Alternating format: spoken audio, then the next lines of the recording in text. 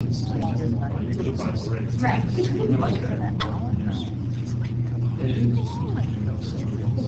thanks for coming tonight. I'm John Steele. I'm the General Manager at South Talcott Utility District. Welcome. And thanks for coming out tonight to learn more about your water and sewer system improvements. So just a little introduction about the utility district. We're a public utility. This is your system. There's no profit. There's no shareholders.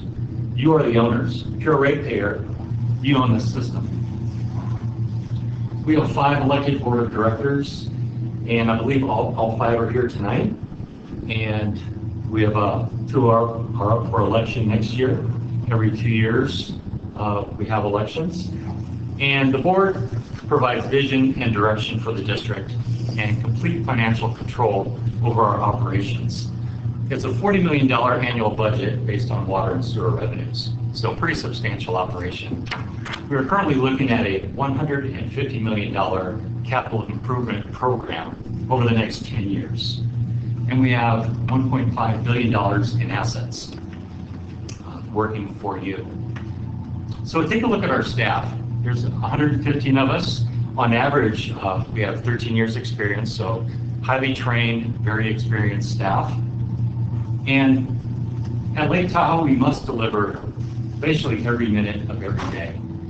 We let that down for a little bit, and there's a sewer spill that's unacceptable, and you need that fire flow at all times. So we must deliver really every minute, every hour of every day. So it's a very challenging mission in a sensitive environment that we live in up here. That requires a high-performance workforce. So I also want to highlight the district's commitment to the community to be a visible, proactive partner, providing safe, reliable, cost-effective water, wastewater, recycled water services. And also to create awareness and understanding to the community about what we're doing and what our needs are, but also we want to have awareness and understanding of our community needs, and especially their financial needs. So all to provide balance between system needs, our user rates, and our staff's capacity to complete the projects and programs that we need cost effectively. We want to develop a sustainable, long-term, efficient, reliable system for generations to come. So here's a little bit about what we have for you today. Learn more, provide input on your water, wastewater, and recycled water systems. First, I'm going to take a quick look at those 3 systems. I'm going to talk about our ongoing and future needs, and then Sean will be talking about our proposed rate increases, and then finally a slide on the public participation process. So first, let's take a look at our various systems. Starting with our water system, we have 14,000 service connections. And on a peak day, we're serving 7 million gallons per day. This is about 5,000 gallons per minute. We have 13 wells in service, and we are 100% groundwater. None of our water comes directly from the lake. It comes entirely through groundwater through these wells. We have 253 miles of water lines. That's a big number for a small mountain community. We also have 31 pressure zones, and that really we're operating in many ways 31 different systems within our community. We require these different pressure zones because every time you go up another 23 feet, you lose 10 pounds of pressure. So our different topography in our area requires these different pressure zones, and those require booster stations to bring water from the ground to a well brings it from the ground into the system. And as you go up in elevation, we need booster stations to provide pressure and volume at these higher elevations. So 31 pressure zones, 16 booster stations. We also have 19 storage tanks to serve those different pressure zones. And I've just shown a few examples of our facilities up here. Here's a well out on South Upper Truckee, and here's a booster station just off of North Upper Truckee on Grizzly Mountain Drive. And here's Lookout Tank, which is in that. This picture is just after the Angora fire, so you can see some revegetation in process. And of course, these facilities are all very important to part of our firefighting infrastructure. So there's a quick look at our water system. Moving on to the wastewater system, we provide all of the sewer services on the South Shore, on the California side. So 17,800 connections, 312 miles of gravity sewers. Again, that's a lot of sewer for this size of community. And also, again, because of our topography, a lot of different pump stations, 41 pump stations. So throughout our community, you flush your toilet, it goes into gravity sewers, it heads down, basically all downhill, and it's looking for a creek, a river, a lake. Before it gets there, we're going to capture that with a pump station and pump that back to the treatment plant. So from your home to the gravity sewers to a pump station, the pump station pumps that sewage to the treatment plant through force mains. And we have 19 miles of force mains with these 41 pump stations coming to the treatment plant, which is just past the gates right here. So here I'm showing an overview of our treatment plant. We're in this building right here right now. Very proud of the treatment plant operations. On average, we're treating 3.5 million gallons per day. If we have a storm event, this can go, we've seen it in 2016, 2017, go as high as 18 million gallons per day on peak flow. So we're looking at 5 times our average flow. That's difficult to handle, that kind of fluctuations at a treatment plant. So keeping stormwater out of our system is a big goal for us. Twice we've been named the US EPA Plant of the Year, #1 plant across the country in '94 and again in 2001. And part of that includes a biosolids management system. Here's our structure up here. We are 100% recycled biosolids management, and our wastewater is also 100% recycled. So let's move on to the third system, our recycled water system. After your wastewater is treated here at the treatment plant, it heads out to Alpine County. So from the plant, we pump it basically down the street, across the airport. It goes down the highway towards Myers. It takes a left on 89 and heads towards Luther Pass. And if you know where Grass Lake Road is, this is the facility located at the end of Grass Lake Road. It's a Luther Pass pump station. Obviously a very large pump station. It pumps everything that comes into the treatment plant. It needs to go through Luther Pass and go over Luther Pass into Alpine County.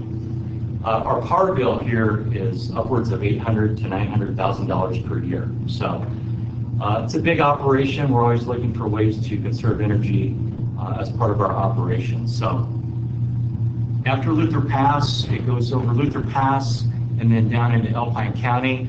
And here I'm showing an aerial view of some of our facilities in Alpine County. If you take a left at Hope Valley and head towards Woodford's, Woodford's is generally out here, and then if you keep going this direction, that is, I'm sorry, Markleyville. So this is an area between Woodford's and Markleyville.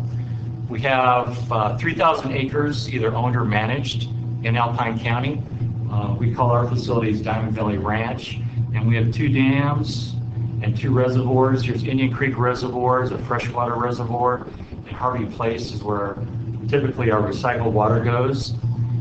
Just last year, we completed some major improvements out at Diamond Valley Ranch. One of those is 70 acres pivot rig irrigation, and we're currently, we produced our first alfalfa crop last fall. So we'll be, and if we're not irrigating, either in the pivot rigs or in the fields for pasture irrigation, we're producing power at a new hydro generation facility right here. So 100% recycled. So that's a quick overview of our water, wastewater, recycled water system. Let's take a look at our ongoing and future needs. So back to the water side. Community-wide fire flow. This is certainly something that we consistently talk about and hear about from the community. Our goal is to provide community-wide fire flow, and our water infrastructure is an important part of that equation, along with forest management, fuels management, defensible spaces, and firefighting capabilities on the ground and in the air. So we're part of the total solution. If you look at our service area, we estimate about 10% of our service area to does not have what we would say sufficient fire flow, which means it doesn't meet our goal of 750 gallons per minute, and that you have a hydrant within 250 feet of your property. So in order to achieve that, one of our goals is to install about 100,000 linear feet of water lines and 200 hydrants. So this 10% equates to this level of project. That's $40+ million. So that's a big number for obviously our small little mountain community. So a major challenge. But so that's 10%. You might say, well, the other 90% is fine, and that's true to some extent. It depends on what kind of fire we're looking at and how we're fighting fires. If it's a structural fire and you don't have a hydrant that produces enough flow right next to that, that fire could spread to the community. So that's one concern. If you have a wildfire coming in, the number of hydrants you have is going to have less effectiveness. So we're looking to solve our part of this total problem, installing water lines, installing hydrants in the next 10 years. We're also looking to streamline implementation, and we're actively seeking grants and low-interest loans. So community-wide fire flow, a big challenge. More on the water system, aging assets. It's getting old. Our system was installed 50 to 60 years ago. And you know, when the district started in 1950, we were just a sewer agency. We were not in the water business at all. The SDQD got involved in the water business in the mid-1970s. At that time, we had a lot of different small community water systems, kind of mom and pop operations, developers that built little neighborhoods and started tying these systems together.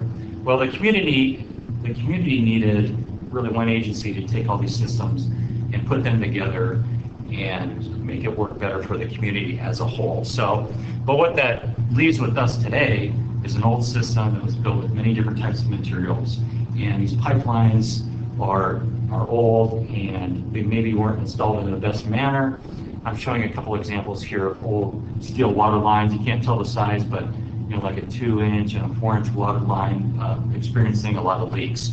So we have a lot of water line, and a lot of this system, about 60% of our system is old steel water lines, and we're very concerned about these in the future. So we're looking at replacement or rehabilitation of water lines, wells, tanks, booster stations, and we're also looking to really accelerate the implementation of an asset management program. So what is that? These are programs that really look at our system, try to identify what the risk of failures are and when they might occur. Look to install programs and projects to extend the useful life of our systems and all to minimize costs over time. And also I want to talk about the benefits of timely improvements. If you put this off too long, it becomes more expensive to repair. So benefits of timely improvements: find and reduce leaks. Water is very heavy to pull from the ground and pump at pressure and pump up the tanks and distribute that pressure throughout our community. So reduce leaks saves water, saves energy, reduces our carbon footprint. And again, we want to avoid expensive emergencies by looking ahead, looking at the condition of our system and making timely repairs. So making those investments in time so we can maintain levels of service for pressure and flow, especially for fire flow. So one more slide on the water side, and we're here to talk about the Prop 218 process and some potential rate increases and what kind of projects and programs that those rate increases would support. So on your Prop 218 notice, we looked at, on the water side, rate adjustments of up to 6% per year. So this is based on projects and programs using a data-driven approach, looking at the age and condition of our water system to provide community-wide fire flow, and also looking at needed improvements for capacity, reliability, and redundancy. So a little more detail on the projects and programs that this would support: water lines, hydrants, booster stations for fire flow, and asset replacements for those aging assets.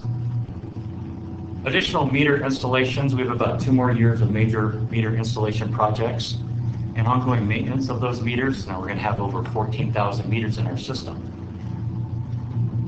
Water tank improvements, booster station and pump upgrades. Again, programs, asset management programs to extend the life of our water systems. For example, corrosion protection systems, controlling the water pressure, finding and fixing leaks before they become major expensive problems. So this type of program, up to 6% per year, would fund these projects at the rate of up to $70 million over a 10-year period. So let's move on to the wastewater side, the wastewater fund. Again, predominantly aging assets is driving our challenges here. Our system was master planned, but it is approaching 50 to 60 years old, in some cases approaching and exceeding its useful life, and I'll talk a little bit more about that. But as these age, it really drives replacement and rehabilitation projects for sewer lines. If you remember, we have 312 miles of sewer lines. We have some 4,000 manholes, 19 miles of force mains, not including the export system, which is another 26 miles. So how bad a shape are these systems in, the sewer lines? So last year we looked at, we evaluated really 7% of our system. And based on what we saw last year, we can make these projections that are included in our 10-year planning. So we found that about 3.5% of our system is going to need relining or replacement projects. So we think we should replace those in the next 10 years. That's about a $20 million investment.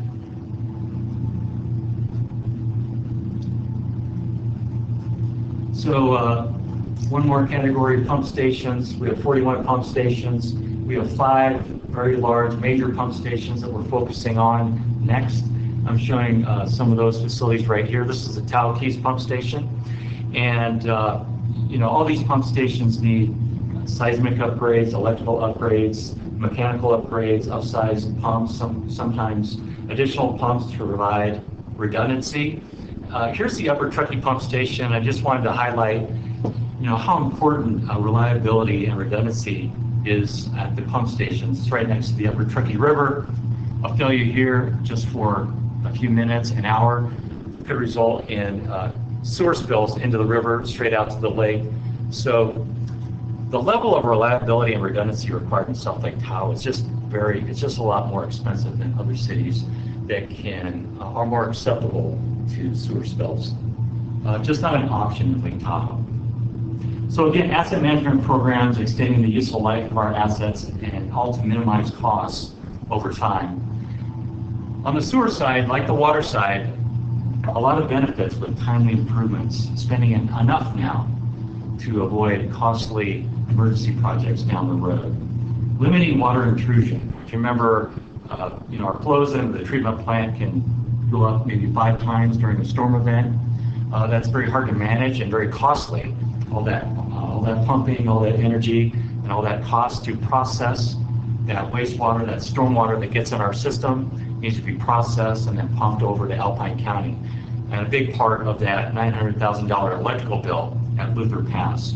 So limiting water intrusion to our system is very important, saves energy, process costs. Again, we must avoid expensive emergencies as much as possible. I'm showing here, this is an emergency project in February and March of 2017 on Towkees Boulevard. We had a failure in a sewer line that was about 12 feet deep at this location. And just over a few days, a sinkhole developed. And I guess long story short, this emergency repair cost the district, cost you $400,000. So if we would have caught this ahead of time, it could have been something more like $40,000. So spending enough money now on the right types of programs is going to avoid these kind of wasteful emergency response projects. Minimize failures. Again, sewer spills are not an option in Lake Tahoe. One more element at the wastewater treatment plant for the sewer fund, aging assets at the wastewater treatment plant. We've done a lot of work on the treatment plant in the last 5 years. We have more to do in the next 5 years. Our system is 30 to 60 years old predominantly. We're looking at needs for rehabilitation and improvements at the secondary clarifiers. And here I'm back to the plant side. These are our 3 secondary clarifiers out here. In the past 5 years, we've done a lot of major improvements on the primary clarifiers here and on the aeration basins over here. So that's been done. We need to work on our secondaries. We have old concrete and old rusting mechanisms that need to be replaced. These are part of our process ponds, concrete ponds, needs to be replaced. I'm showing an interior view of our blower system. So the blowers provide air and oxygen for our microbes that consume waste in our aeration basins. So an extremely important facility.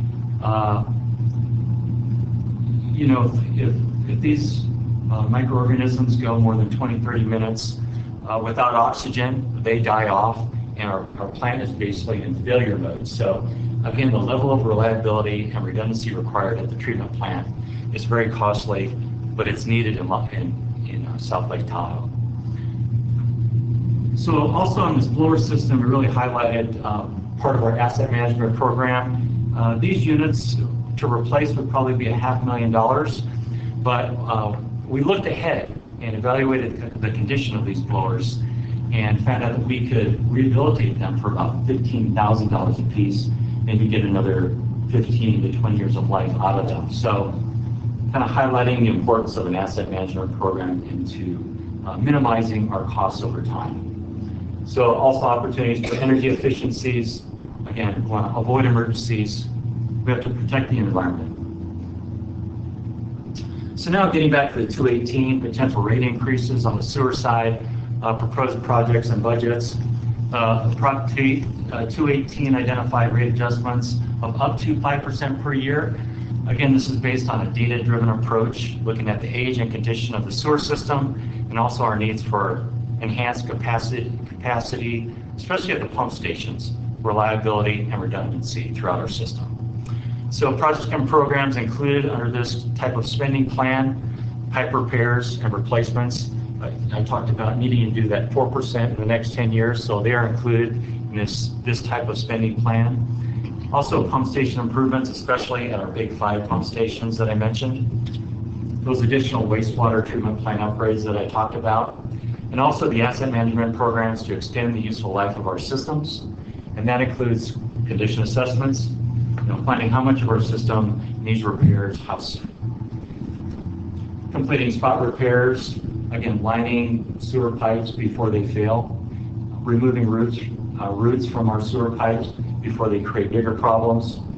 So this type of spending would fund up to $88 million in improvements over the next 10 years. So I talked about our systems. I talked about our ongoing and future needs.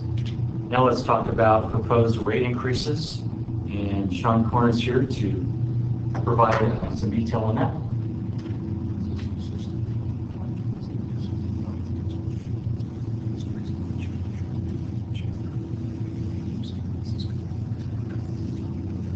Sean? Thank you. Sure. Yeah, it's not cheap. Thanks, Tim. Thanks, John. Good evening. As John said, I'll be walking through the overall rate study process. So John highlighted some of the key elements that the district is looking at as we move forward through the next 5-year period, which would be the overall rate setting period, as well as the next 5 years over that total 10-year time period that we built into the rate study analysis. So we don't want to lose focus on what's happening in the future. Outside of this rate period, we want to be able to take a look at that and make sure that we're planning appropriately for those costs as we move forward in time. And so as I go through the presentation, I'll talk about how we develop a water and wastewater rate study. We'll talk about the results of the study, each of the key components. There's actually 3 steps. John's really hit on the first step, which is our revenue requirements. So what are those overall operating and maintenance needs, and what are the overall capital expenditure needs, and how we're going to fund those as we go forward. Then we'll look at the proposed water and sewer rates, and then John will close that up with next steps, and then we'll have some time for discussion. So when we started this project with the district, then we wanted to have some goals and objectives in mind. And one of the key goals is to provide sufficient revenue to operate and maintain the district's water and sewer system. So this is a $40 million business, essentially. It's a not-for-profit business. As John said, the customers are the owners. You all here in attendance are part of that. And so as we go through this process, we want to make sure that we maintain the system in an adequate manner and that we're able to continue to provide service to customers. One of the key requirements as we go through a rate study is developing equitable and cost-based rates. And that's really driven by Proposition 218, which is the California Constitution, Article 13D. And so that really outlines how we have to establish rates. And so for water, sewer, solid waste, and stormwater, those all fall under Proposition 218. Electricity, as an example, does not fall under that, even if it's a municipal entity. And so we have guidelines that we need to use as we develop the rates, and those are based on the district's specific costs, so that O&M and capital component of that, as well as determining how we allocate costs to the different customer classes. So when we get to the rate design section, there are different rates for different customer types. So single family versus multifamily versus non-residential customers. And that's a requirement of Prop 218 to come back and show the math of why it costs different for different types of customers as we go through this. And since this is a $40 million enterprise, we want to make sure that we're maintaining it in a financially prudent manner. And so as we go through that, we want to make sure that we're maintaining key financial metrics. That could be things such as debt service coverage ratios. So if the district issues long-term debt to fund some of these capital projects, which we're proposing to do as we go forward, we need to make sure that we can pass that credit check. So this is just like when we bought a car or a house, we have to go in and they want to make sure we can pay that back. Same thing for the district. When they borrow money, they need to show that they have financial means to pay that back, and a debt service credit is the way that is done for the utilities. We also want to make sure that as I go through and develop this analysis, that the district is funding an adequate amount of renewal and replacement needs through rates. And so on an annual basis, the district needs to be reinvesting. So all those renewal and replacement projects that John was talking about need to be funded as we go forward. And there's a portion of those that should be funded annually, so through current rate levels, because we don't want to be in a situation where the district has to borrow for everything that happens outside of the system. So we have to replace a main, we borrow for it. We have to replace a pump, we borrow for it. That's not a prudent way to maintain these two funds. And we do want to make sure that we're maintaining target reserve balances. We do want to have some funds in the bank so that we're able to meet any emergency situations and are able to fund those. So I don't know if all of you have heard about the floods in the Omaha, Nebraska area. I work with a couple of utilities there, and they're struggling right now because they're having to come up with funds to replace significant portions of their system because that flood totally damaged pumps, pipes, lift stations, etc. They all got flooded out. So there needs to be some cash on hand to fund that. As we go through this, we do use generally accepted methodology. So if you're really bored, you want to read how to do this, there's two manuals out there for you. One is the American Water Works Association M1 manual, Principles of Rates, Fees, and Charges. And then the water, that's for the water side. For the wastewater side or the sewer side, it's the Water Environment Federation Manual of Practice number 27. So that goes through the process of how you establish rates. It's not a cookbook, it doesn't give you the recipe that works, but it talks about the overall methodologies and the approach that you need to think about as you establish rates. Then it really gets to tailoring those to the district's specific needs. So when we develop this study, we look at the district's specific costs as a standalone. Water is water, sewer is sewer, and that is also part of Prop 218. We don't get to intermix funds. We're short for sewer, so we're going to pull some money from water to fund that. We can't do that. We have to keep those in different funds so that they fund those. So we need to tailor this to the specifics of the district and its customers. So here's my information on Prop 218. It's a constitutional amendment designed to protect taxpayers by limiting the methods by which local governments can create or increase taxes, fees, and charges without taxpayer consent. So that's part of this rate setting process as we go through with that, and that was came into play in about 1994 as part of this, and there have been several lawsuits over utility rates that have really driven the definition of what Prop 218 requires as we go in over time. Now, it's not prescriptive. It talks about cost base, it talks about equity, it talks about proportionality, but again, it's not a cookbook of how to do this. So we're looking at the district's costs and those methodologies to establish that. And really it comes back and talks about the reasonable cost. So it doesn't have to be mathematically exact, but it needs to be reasonable, and we need to have a method and approach of how we develop those rates. And ultimately it comes back to the fees should not exceed the proportional cost of providing service. And so when we go through this process, we talk about a cost of service analysis, and that's that equitable proportional allocation of costs to each customer type. So again, single family, multifamily, non-residential is part of that. And that analysis provides us with unit costs.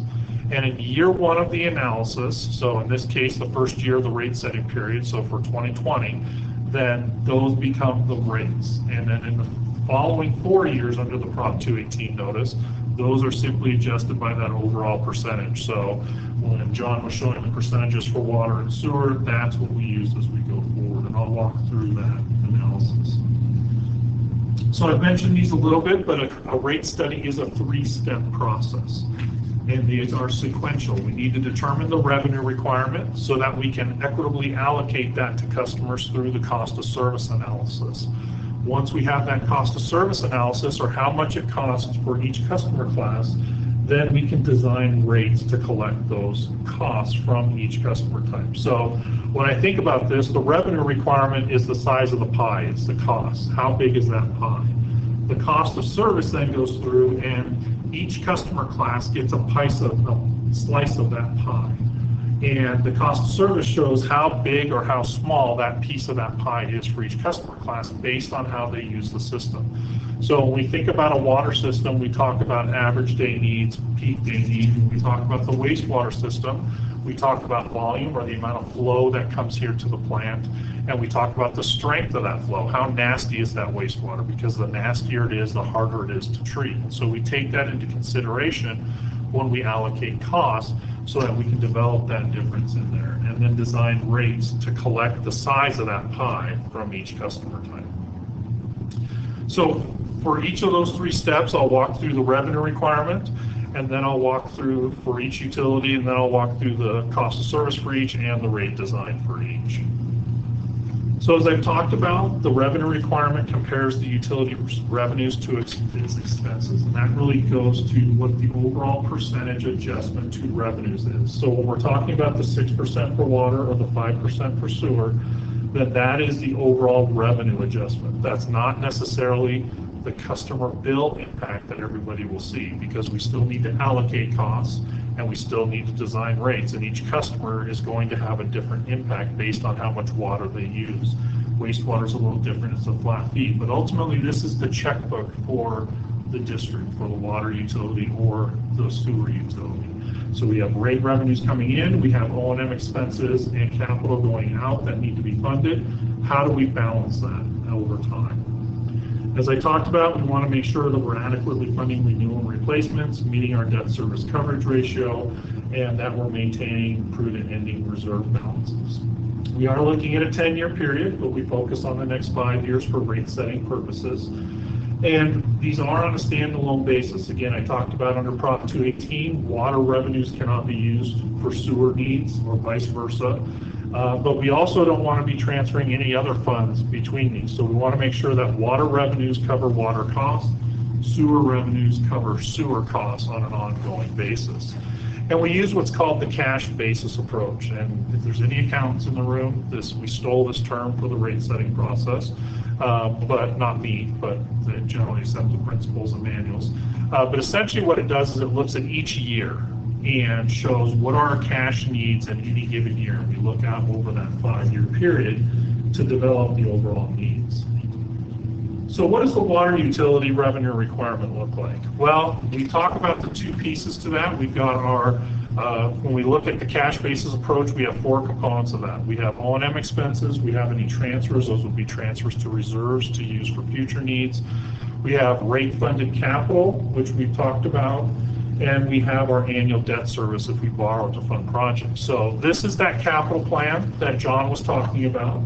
So you can see in any given year from fiscal year 2019 through fiscal year 2029, we have our projection of overall capital needs. The bottom part of the bar chart, it's a purple color, that is what's being funded through rates or reserves. So that's an ongoing funding component as well as the use of available reserves. The upper part of these charts, or the orange piece, is long-term borrowing. And so to balance out the overall needs and the capital projects that are being funded during this time period, there's a proposal to issue long-term debt. Now, it wouldn't be issued in each year. The district would issue long-term debt for a multi-year period, use those funds for those capital, then issue again over time. But this is the plan split essentially between rate and reserve funding and long-term borrowing for these projects. And borrowing is one way to minimize the overall rate impacts. To cash finance these, or to pay for all this on an annual basis, would have significantly higher rate impacts on overall customer rates. Simply using borrowing, we can spread that out over time. That allows those facilities to be used by customers today as well as future customers as part of that. Some folks will talk about intergenerational equity, so that customers today aren't paying for a system that new people connect to in 5, 10, 20 years, and they don't have to pay those costs of the system. So that's part of the funding plan here, to try and minimize rates as much as possible. So this is a summary of the revenue requirement. This captures all four pieces of this.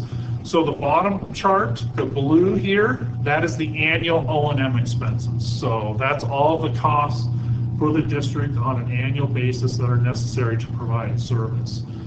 The red is the R&R and transfers. That's the rate funded capital piece. So that's the amount of dollars each year that is going back into the system. It's being reinvested into the system on an annual basis to fund renewal and replacement needs. We also do have some existing debt on the books. You see the darker green here. That stays relatively constant over time, but you can see here starting in 2022, there's a little hashed colored piece here. That is the additional debt service that is the result of issuing long-term debt to fund the overall future capital needs. So going back to this chart, it reflects the annual principal and interest payments on this orange piece, so the top component of the overall revenue. Now, what that shows, to get from here up to here in 2024, that's going to be a 6% annual increase in revenues to the district. Now again, that's not that may not and probably will not be the overall impact of all customers, but that's the revenue needs of the utility. So that's the first step for the water utility, to look at that. Same approach for the wastewater utility. This is that capital plan. Again, the bottom half or portion of this, the darker purple color, that's the rate or reserve funding component. The upper orange piece is the long-term borrowing to fund those projects. So same thing that we've done. This is an overall data-driven approach that John talked about. And we have the same four pieces for the sewer utility. So we have our O&M expenses going out over time. We have, again, our rate-funded capital component, so that we're reinvesting into the system on an annual basis. Then we have our existing debt service, the dark green, and then that orange part again, just like water for sewer, it comes back as this hashed additional annual debt service payments, so both principal and interest payments for those projects that we're going to fund back here in any given year. And so these debt assumptions have been built into the analysis so that we're able to fund those through annual rate revenues as we go forward. So now we know the overall size of the pie, so we know how much we need to collect on the 6% annual increase in revenues, on sewer is the 5%. And now we can allocate these costs between the different customers. And so I get asked a lot, what is a cost of service and why do we do it? Well, the key piece is that we don't track, and there's no utility that tracks costs by residential or single family, multifamily, non-residential, right? There's not a day that the district says, sorry, no single family customers can turn the tap on or flush the toilet today. We're only treating non-residential wastewater and only providing water to resident commercial customers. So as we go through this, we have to have a method that we can use to allocate costs equitably between the different customers, because customers use the system differently. In general, all single-family customers use it very similarly. So we're all get up in the morning, take our shower, go to work, come back, we make dinner, we do whatever we do, and we use that water in a very similar manner. When we look at a commercial customer, they may use the same amount of water every day, 24/7, right? 365 days a year. And so they utilize the system in a different manner. So that's really what the cost of service does, is it looks at how each individual customer utilizes the system, and we allocate costs based on that. So that's outlined in our two manuals I spoke about, our AWWA M1 manual and our Water Environment Federation manual, practice number 27. It talks about the approach that's needed so that we can develop fair and equitable. Fair is a hard word to define, because if we all received a similar bill in the mail for water service, we may not all think that's fair.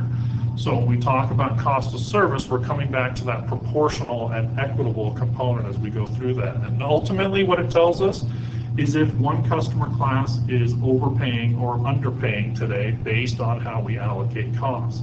And that's the requirement of Prop 218, so that we fix that. And that's a one-time fix. So as we go through the analysis, what you'll see is that in year one, we're going to make a one-time readjustment. And then the out years, everybody gets the same adjustment based on the overall revenue needs. Now that's the challenge. Things change over time. Customer demographics change, overall water consumption change. So this needs to be looked at every 5 to 10 years generally, or anytime the district establish rates, so that we meet those proportionality requirements of Prop 218. So here's the results of the cost of service analysis. And what we do as we go through this process, I talked about the water analysis, we look at average day needs. So what on average does each customer class use on a daily basis? That's one component. We also look at peak day needs for each customer class, because ultimately the system needs to be sized to meet the peak demands of each customer type. And so we need to look at how do these customers use the system on an average day and a peak day component, because that drives how costs are incurred by the district, how they size the system, and who benefits from that sizing of the system. Then what we do is we also look at customer-related costs. So an easy customer-related cost is a billing cost, right? It costs the same stamp to get a bill to a customer regardless of what type of customer they are.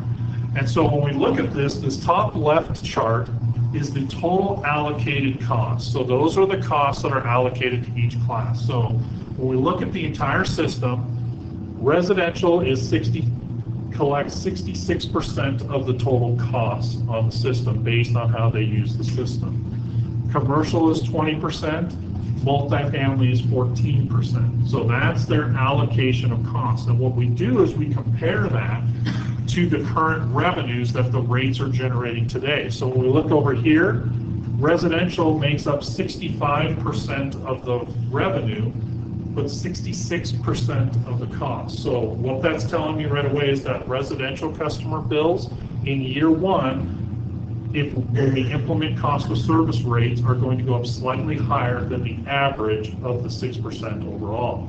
For multifamily and commercial, a little bit differently.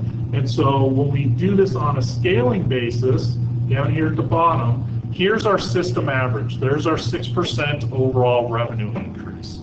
To follow cost of service, which is a requirement of Prop 218, then we would need to increase residential slightly greater, 8.2%, multifamily 0.9%, and commercial 2.6%.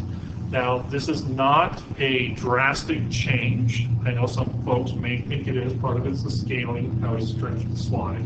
But when we look at cost of service, we're looking at 1 year in time. So we're allocating costs for the 2020 budget year. And so as you go forward, these can change. As customer characteristics change, these can change as part of that. So when I've worked with some utilities and they have a major industrial customer leave town or come into town, that changes these. The drought changed this. If you go down into the Central Valley, the impacts of the drought and water consumption change these results for many of the utilities that do these studies every 4 to 5 years. And so when I look at this is very close. We usually give ourselves a range of 5% on either side of that 6% number, and everybody really is within that range, so that on average, this is a really tight cost of service result, even though we do have some differences. In 20 years, I don't think I've ever worked on a study where everybody was at 6%. That just doesn't happen because too many things change in any given year over time. So the other piece I talked about that comes out of the cost of service is the actual proposed rates for year one. And again, this follows the requirements of Prop 218. And what we look at here, we have our different cost components. So here's commodity cost, that's the average day. We have our capacity cost, that's the peak day. And we have direct assignment, which actually has no cost going to that. And what we need to do under Prop 218 now, after the San Juan Capistrano lawsuit a couple of years ago, is we have to show what the rate is going to be for Tier 1, so the first 45 CCF per quarter, and Tier 2, all use over 45 CCF. So when we get to the rate design section of water, the $1.58 for Tier 1, the $2.40 for Tier 2 is going to be the rate that you will see in year one of the proposed rate adjustment. The multifamily is $1.57 and commercial is $1.62 as part of that. Again, the overall customer cost is very similar to what it is today, $141.84 per quarter for each of the customer classes. That is the same for everybody. So those unit costs are used to develop rates for each class of service, and it provides the basis for both the fixed and the consumption component of the rate study. And again, this is required to meet our Prop 218 requirement. Very similar approach on the sewer side. On the sewer side, we've got a few extra different classes of service. We have single family, multifamily, we have motel, hotel, timeshare, we have trailer, mobile home park, campground, and we have non-residential. And so we have these different classes because these different customer types utilize the system differently. And so when we look at the same approach where we've allocated costs, for sewer, we're actually looking at the total amount of volumes that are coming to this facility here that need to be treated. So how much from each of these classes is actually coming to the plant. Then we also look at the strength of that wastewater. So how nasty is it? Is it more costly to treat when the strength is a higher strength level? That costs more to treat. Then again, we compare that to the overall current revenues that we have here, and then we can develop our overall cost of service adjustment. So again, the overall system is 5%. In this case, single family is 5.6%, multifamily 4.2%, motel, hotel, timeshare 3.7%, trailer, mobile home park, campground 8.9%, and non-residential 1.7%. So again, all fairly close to that overall 5% when we're looking at this overall process of allocating costs. Again, these change over time based on the district's costs, based on customer characteristics and the demographics of the district's customers. So what this looks like when we come down to the bottom line here, for single family, it's $44.46, $42.94 for multifamily, and so on as we go across for these customers that we're looking at as part of this. And again, it's one point in time that we're looking at to allocate costs. That's how we approach this from the Prop 218 perspective. But ultimately, those rates become the rates that are used in year one, and then they're adjusted. Looking at your Prop 218 notice, year 2 through 5 are simply taking these values and increasing them by 5% each year. Now, the one difference is on the sewer side is that they're billed on an equivalent unit amount. The typical residential is 3 units. that we use that for, and so that's that average residential customer that's looked at as we go forward. So going into our rate design, again, the cost of service is what drives our year one approach. And so here is the single family component. So here's the current rates. This is what your bills today are for the water utility. So a quarterly charge of $140.90 for a 3/4 inch meter. These meter side rates do increase based on the equivalency of the meter. So a larger meter has a larger capacity, and so these rates increase based on the value of that capacity or equivalency factor that's used as part of that. Going out, this is that same 141.84 that we saw in the cost of service analysis, and then that gets increased based on those meter equivalencies. And then in year 2021 through 2024, that's simply a 6% increase over those amounts. And so we also have some unmetered customers yet. If you look at the boards in the back, there's some discussion on how the district is completing the metering program for all customers. And so for those that aren't metered yet, there is a flat rate for those customers. And then for those that are metered, we have the commodity or consumption charge. And you can see here's those same numbers we saw in the cost of service analysis. And then those are adjusted by 6% annually over the 5-year period. So what does that look like for the typical customer? So in the first year, again, this ties back to our cost of service results. So a customer using 26 CCF of consumption per quarter, that would be an 8.1% adjustment. Now, if customers use less than 26, then that would be a lower percentage impact to those customers. If they use more than 26, it would be a higher impact to those customers, given the development of the proposed rates. In the out years, as I've mentioned, everybody's rate goes up by a flat 6%. All components, the fixed charge as well as the consumption charges. So you can see the average quarterly bill here today, $169.24. Goes up about $12, $13 to $182, and then increases per quarter as you go forward based on that overall 6% adjustment.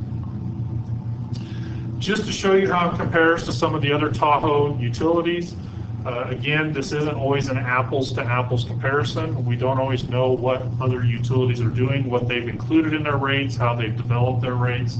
I do have some insight since I've worked for many of these utilities.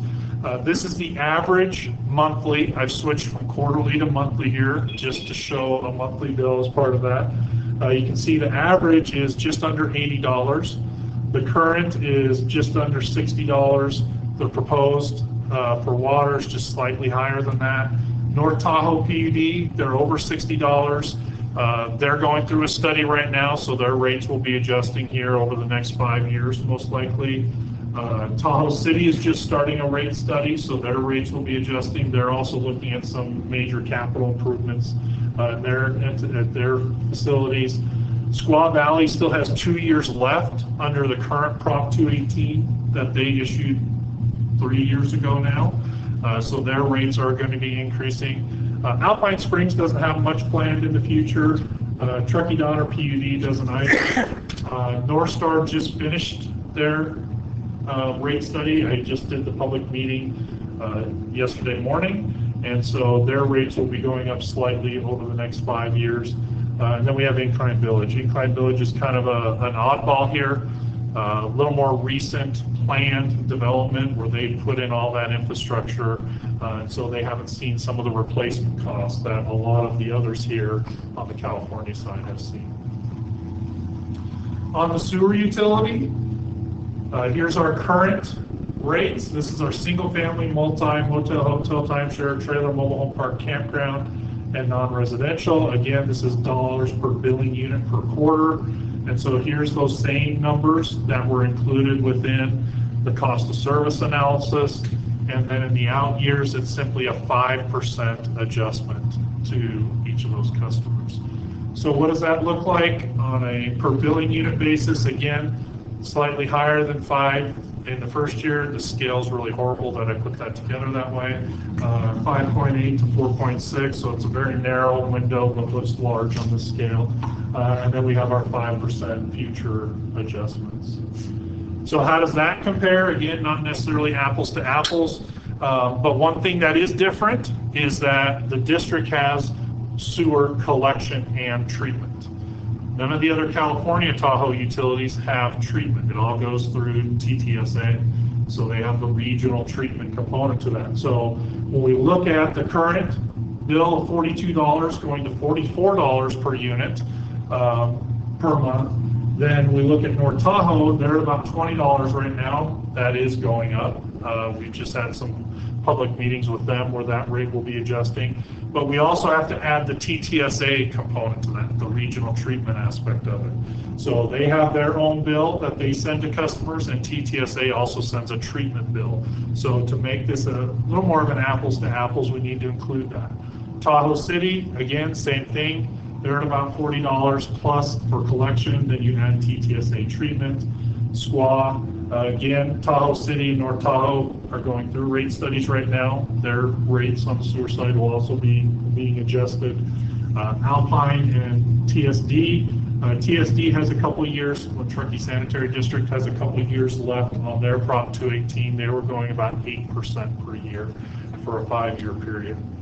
And then North Star and Incline Village. So again, these aren't always a pure apples to apples comparison, but it gives you an idea of how the district has done, considering they're pretty much at the lowest here. And as you look at the combined bill, water and sewer on a monthly basis, we are down, even with our proposed in year 1, much below the average and many of the other agencies here when you look at total water bill, waste sewer collection, and the sewer treatment aspect of that. And so again, several of these are going through studies today or have rate adjustments on the books. This is the current rates that they are charging today. So with that, I'm going to turn this back over to John to talk about what we're doing here as we go forward.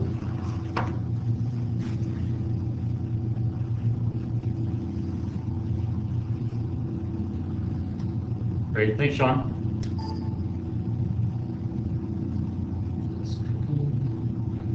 I have one more slide left, or two. Well, just to recap where we've been, took a look at the water, wastewater, recycled water systems, looked at ongoing and future needs. Sean talked about proposed rate increases. And finally, let's look at the public participation process, including the one here tonight. So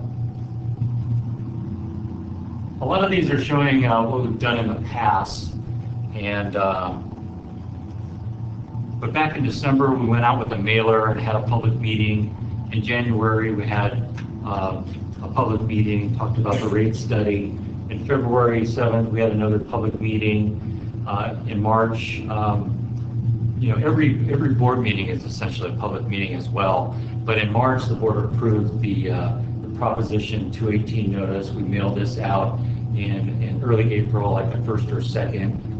The Prop 218 notice went out to all customers, and we have the public meeting here tonight. And again, in May, there'll be 2 regularly scheduled board meetings. At the second board meeting on the 16th, we will have another public hearing, and the board at that time will vote on the rate increases for the next year and approve the annual budget at that time. And they will consider rate increases of up to 5% on the sewer side and up to 6% on the water side, as we've been discussing tonight. And so these would take place at the start of the new fiscal year, which is July 1st, essentially, of this year. And then the board will revisit our system needs and our rates every year about the same time, to be approved in May. So with that, we have, if you didn't notice, we have some poster boards in the back talking about each of our systems, some projects that we've completed, some of our current needs. And if you don't know who your board members are, come see me and I can introduce you. You can ask some questions now, or I'll be staying around, and staff will be around in the back to talk about our projects and programs and our rates. So But with that, I can open the floor up to any questions that we have at this time. John? I have a question on the reserve funds of the district.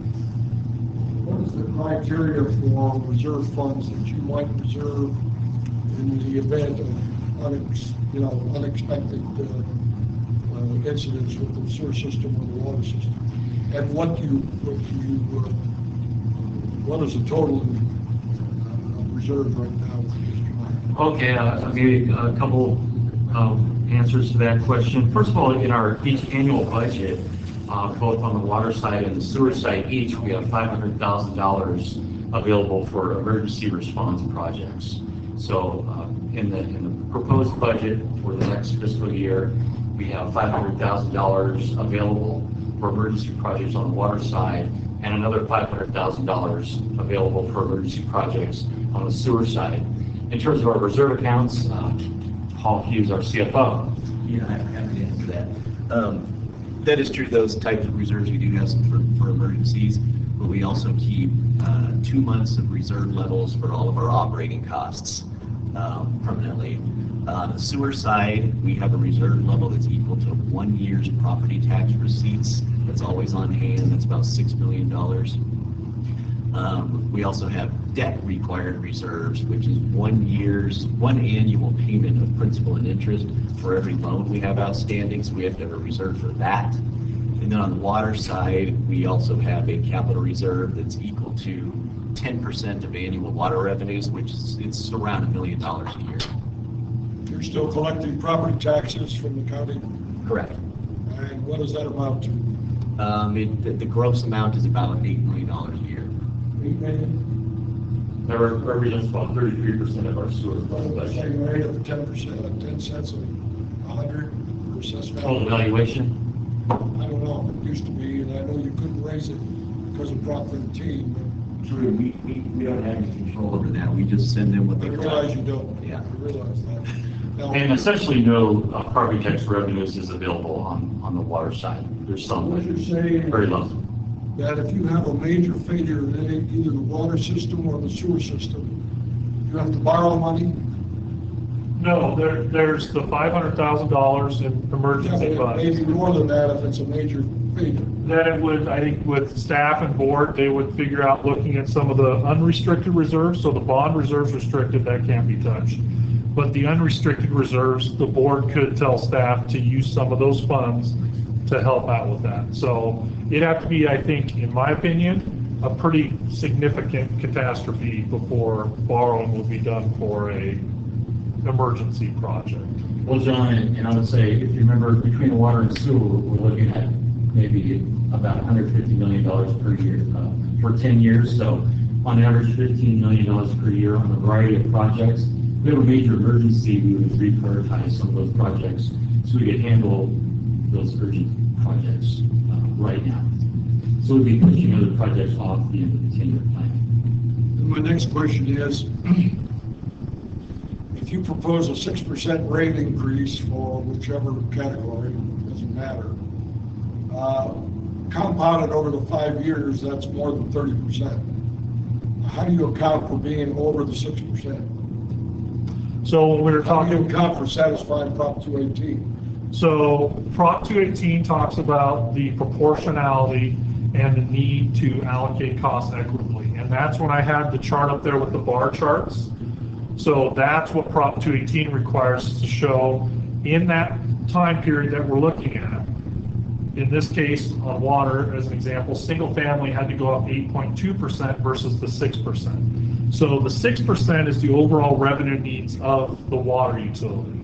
The cost of service, which is really what Prop 218 is focused in on, is the 8.2% that needs to be collected from single family customers. So you're justifying it by the fact that it's more expensive for single family. At this point in time today, yes, it's slightly more, the majority of the rate increase, or a higher proportion of the rate adjustment is falling on the single family customer Can claims. you say that satisfies the terms of Prop 218? Yes.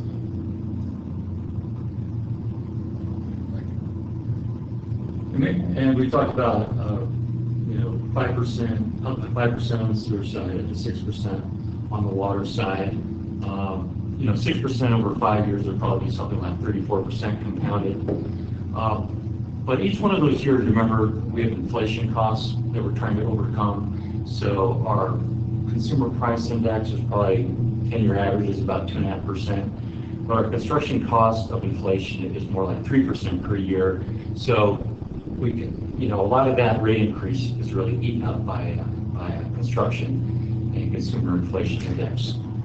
Well, I'm sure you understand inflation doesn't only hit the sewer district. It hits everybody that lives here, everybody that's in business. Somehow they have to absorb that. Sure. And, well, I'll get into it when I get my points. Yeah, I mean, one of my first slides, I talked about awareness and understanding, and to me that goes both ways. We want the community to understand what their system needs, and we also want to understand what our community needs are, and especially their economic needs. We looked at, Sean showed you, how we rank with the other agencies around the basin. So if you look at those other agencies, those other areas, we're not the same, right? Those are, for the most part, very affluent areas around Lake Tahoe. Not at all the case in South Lake Tahoe.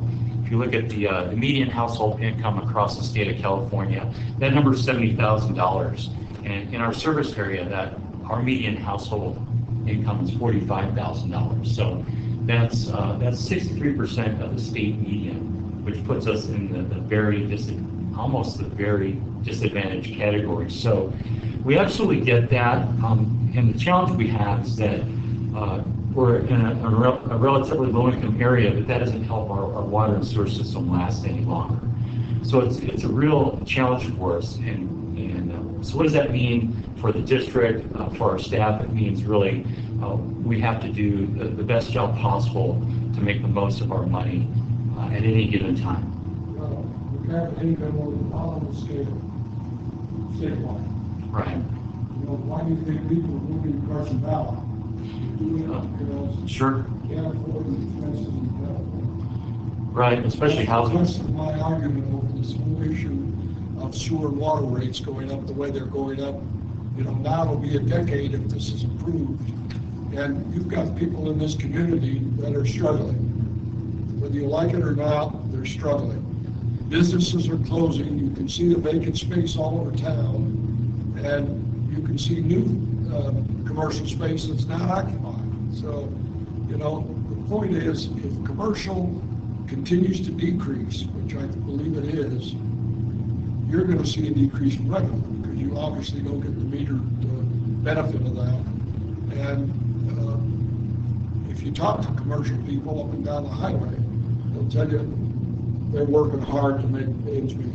So I'm looking at the economic side of all of this, and it's a very important factor to consider when you raise rates the way you raise them 5 years at a crack. Yeah, definitely feel that, John. Understand that. We really do understand that. My concern is if we just say we don't want to raise rates and we don't make the right amount of improvements soon enough, 5, 10, 15 years, whatever the time frame is, we're going to be looking at a lot more expensive emergency projects. So it's really, we need to look ahead and extend the life of our systems as much as possible and spend the amount of money necessary at the right time in the right way to reduce our costs long term.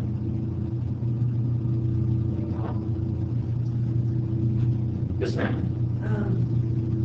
I understand that for the board, the Clean Water State Revolving Fund is one source of monies for this, because you're asking a population who hasn't been here for 50 or 60 years to repair a system that's that old and it's hard pill to swallow. So are there other fundings available to kind of soften the blow of the amount that is having to go up on each individual's rate of sewer and water? Really, our best source is the state revolving fund, those subsidized funding sources, which is about half the market rate. So just looking at the past 5 years, we've paid we've got some very good grants for some of the meters, actually grants that we don't have to repay those funds. And a lot of low interest loans, some as low as 1.6%, less than 2%. It's half or less than half the market rate. So that's really one of our best sources of financing moving forward.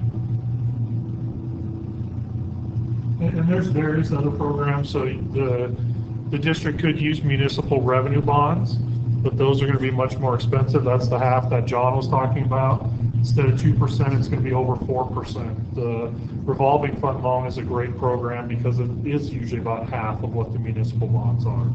And so that's one of the cheapest costs of money that the district can use as part of that, excluding free money such as grants and other programs like that they've achieved in the past. So there's a limited pool of funds available, and so that's the challenge with the low interest loans or revenue bonds. That can happen at any point, but to make sure that that gets in the cycle so that the district can get those funds that they've been going after lately. Yes, ma'am. Was there any consideration dragging the proposal out for maybe 10 more years, so that it's over 15 or 20 years, and get the most of that? Well, this is our, the Prop 218 kind of sets maximum potential rate increases for 5 years. That's as far as we can go on the 218. We're really using, a 10-year plan, looking ahead at our projects and systems 10 years out, projecting those needs. We do have longer-term plans, but this 10-year picture, I think, is really the most effective way to look at our system needs and to budget that over time. Obviously, we're constantly looking at our system and updating our needs and our projected revenue requirements all the time, certainly, and the board votes every year.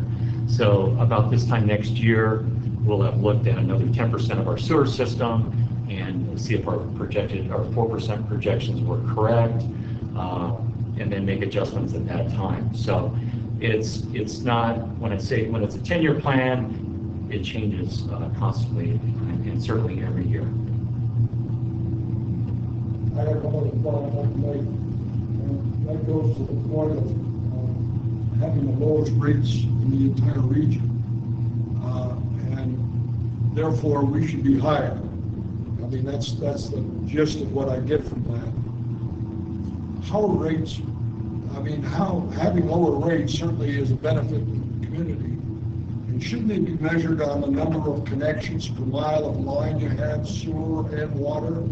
I mean, isn't that a consideration? We have the densest population right here in this community, denser than any of the other areas that you've identified. And therefore, they should be low, and they should stay low. There's no question about it. But to suggest that because they're low, they need to be higher, that's a false premise. And I apologize if that's what you got from that presentation. That's not what I was suggesting. I was simply trying to show here's the current rate, the year one rate, and where everybody else is today. But I've heard it represented by board members that we're the lowest rates, therefore we should raise rates. That's a false way to judge it. It should be judged on the number of people per mile of line that you have in the ground that are connected to the system. And there are metrics like that that they have. I don't have that I don't think anybody here has that for all those districts. But AWWA, American Water Works Association, does have a benchmarking that gives statistics like that can be looked at. And I will also make one last statement, and that is I think rates should take a hiatus for a while because people are just having difficulty getting caught up.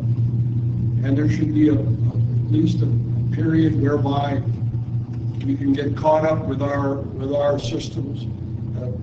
People that rent, unfortunately, have leases, and the landlords can't raise rent for that very reason, but they will eventually. So it's not unreasonable to request that for consideration and compassion of the people that have to pay these rates, that there be a break in time. So we're not passing rate increases year after year after year. It'll be a decade if this is passed. We've had rate increases. and it's higher than inflation. Inflation hasn't been that high. Everybody uses inflation when it's convenient, but it's not convenient in this instance. I'm sorry. Thank you. And if you do look at the metrics that are out there on average rate adjustments, they do beat inflation almost every time. They are higher than that for water and sewer utilities across the country. And a lot of that's driven about what John talked about earlier of the infrastructure needs that are there. And that's the challenge with utilities. It's not just here. It's all over the country where that infrastructure piece is driving rates because it is expensive to replace that as you go forward for a utility. Paul, we looked at our rate increases, I believe, over the last 15 years relative to CPI and the E&R Construction Cost Index. Was it 15 years? I believe it saw our rates were right below 2.5%, which is about what CPI has been over that same period of time. About 3, which has been right about the CPI over that 15-year period. Our rate increases were about 3? Yes. Okay, I would get 2.87 or something like that. Okay. So we were above the CPI, which is maybe 2.5 over that period, and just below, right at the engineering news record cost of construction index. So just as a reference. Just a clarification from your thoughts, John, when you say take a break, do you mean 0% increase or an increase at 2.5, like what the CPI is, or do you have any thoughts on what that break would mean? I understand your costs are going up. Obviously, your salaries and wages go up every year, and those are not tied to CPI. But the fact of the matter is, at least keep it at your cost, and not necessarily to try and predict what's going to happen to the sewer system. 10% of your water lines that don't measure to fire flows should have been replaced over a period of time, so they wouldn't be in this situation. But building fire hydrants and water tanks out in the forest aren't going to deter wildfire. I can guarantee you. It's forest management. Even the state has made the argument that forest management is where it is. And if a wildfire gets started in this basin, God forbid, with the winds that you might get, watch out. You're not going to be able to fight that fire, even with fire hydrants. Yeah, I think fuel management is just a major. And you know what even makes it more maddening is the city closes a fire station in the midst of some of the older homes in this entire basin. That's where the original American Legion tract was, and those homes are old. And they justify it by saying they don't have the money. Well, everybody's insurance rates in that whole area, that whole part of the community went up because of the fact they weren't within 2 miles of a fire station. So people paid that cost as well. Thank you. Sure, and let me follow up a little bit on that, on the fire flow and 10% of our water system. I would obviously we started purchasing and consolidating these water systems in the 70s. They were never built correctly. They were never built for fire flow. And 50, 60 years later, we're saying we have to have that. So that 10% that doesn't meet our current goals for fire flow, those are also old water lines. Those are also undersized water lines. So replacing those also meets the need of replacing assets that are aging out. I have another point with that. I'm trying to think of where it's going to go. But I'm sure it's brilliant, We all have those. Yeah, so, Oh, this isn't so brilliant. You better have a donut. I need the rest of that. The whole is delicious. Well, I would say, our water suppression capabilities have never been better than they are today because of what's been funded in the last 5 to 10 years by the ratepayers. So we have been making constant improvements to this old system that was never built appropriately for fire flow. You just prompted one more comment, and it's not a reflection of the district. But within 100 yards of my home, there's a fire hydrant that was buried under 15 feet of snow. I hear you. Now, you want to place more fire hydrants, and the fire department is saying to the community, the neighbors need to dig out these fire hydrants. You can't find them. You can't even find a sign where they're located, to be honest with you, let alone try to keep your driveway clear. So, the point is, there's vulnerability to even structure fires in this community. We're a piece of the puzzle, and we recognize these other needs in our community. We have a fire infrastructure that we have control over. We just met with the city manager and Tammy from City Council today. We're working with the city to start a South Shore Fire Security Task Force, working with the water purveyors, working with the city fire department, Lake Valley, and soon to be the Forest Service and CAL FIRE, just focusing what the needs are on the South Shore in terms of forest management, fuels management, infrastructure, response capabilities, and communications. So, and that includes access to hydrants that exist that aren't dug out and accessible in the winter. Well, if I haven't said it already, I'll say it again. All the fire hydrants and water tanks won't stop the wildfire. Rest assured, if it ever gets started. Thank you, John. Yes, ma'am. Talking about fire, I'm a campfire survivor from Paradise, and very interesting experience in the same similar amount of town. And I've noticed that there's a lot of lots, the Tahoe Conservancy lots, and all the water in the world doesn't stop forest fires when they really want to move. So what are they doing about tree thinning? Is that on the table for this town? Because these lots are crowded with trees. Sure. I mean, there's a lot of vacant lots in town. I don't have exactly the numbers. Some of those are publicly owned. Some of those are privately owned. I know the CTC is really engaged in visiting their properties and clearing them in terms of fuels reduction. But that's I just got a little piece of picture of that puzzle. Anybody else on staff want to follow up on that question? If you live next to an empty lot, it's figuring out who owns it, and if it's a public agency, you can reach out to them. So if you live next to, it's figuring out who owns the lot, and if it's a public agency, you can reach out to them. CTC, you can adopt a lot.